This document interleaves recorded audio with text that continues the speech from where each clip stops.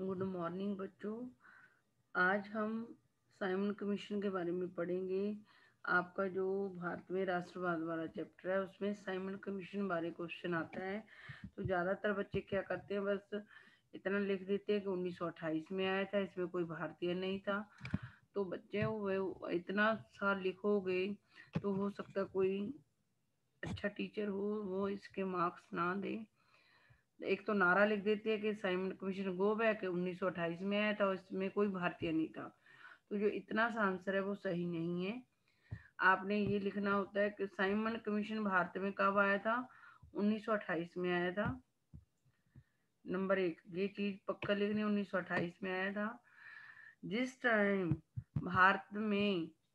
भारत के लोग अंग्रेजों का विरोध कर रहे थे, तो जब इस बात का पता इंग्लैंड में बैठी इंग्लैंड की सरकार को पता चला कि भारत में अंग्रेजों का विरोध हो रहा है, तो वहां की जो टोरी सरकार थी उस टाइम, उसको चिंता हो गई कि जो अंग्रेज है वो व्यापार करने गए हैं, तो उनका भारत के लोग विरोध क्यों कर रहे हैं।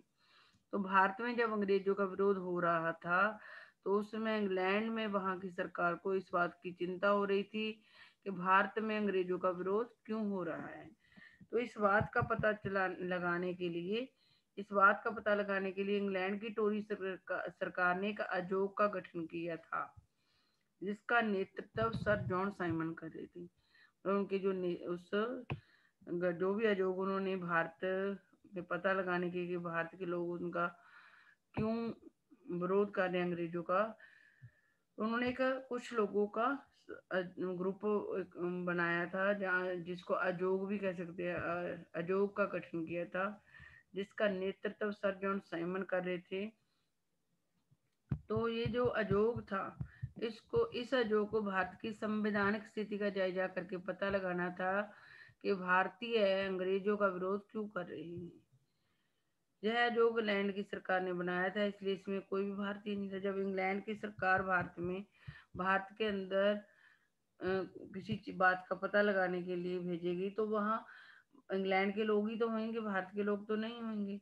तो इसलिए इसमें कोई भी भारतीय नहीं था। लेकिन हमारे स्वतंत्रता संग्राम आंदोलन का नेतृत्व कर रहे जैसे गांधी जी, नेहरू जी थे, उनको नेतृत्व कर जो हमारे देश में जो स्वतंत्रता संग्राम चल रहा था अंग्रेजों के विरुद्ध, जो उसका नेतृत्व कर रहे नेता थे, उनको इस आयोग को भारत की संविधान स्थिति का जायजा लेने से रोकना था। गांधी जी, नेहरू जी जैसे जो नेता थे, स्वतंत्रता संग्राम में का आंदोलन कर रहे थे, उनको पता था कि ये आयोग क्यों आ रहा है भारत में, इसलिए उन्होंने इस आयोग को रोकने की कोशिश की, जो हमारे भारत की संवैधानिक स्थिति का जायजा लेने आ रहा था। इसलिए उन्होंने इस कमीशन के भारत में आने से पहले ही ये नारा लगा दिया था कि साइमन गो बैक। दोबारा पढ़ लो एक बार। ये 1928 में आया था साइमन कमीशन भारत में। जब भारत में जब अंग्रेजों का विरोध हो रहा था, तो जब भारत के लोग जो अंग्रेजों का जब विरोध कर रहे थे, तो उस समय इंग्लैंड में वहां की जो सरकार थी उसको चिंता हो रही थी कि भारत में अंग्रेजों का विरोध क्यों हो रहा है।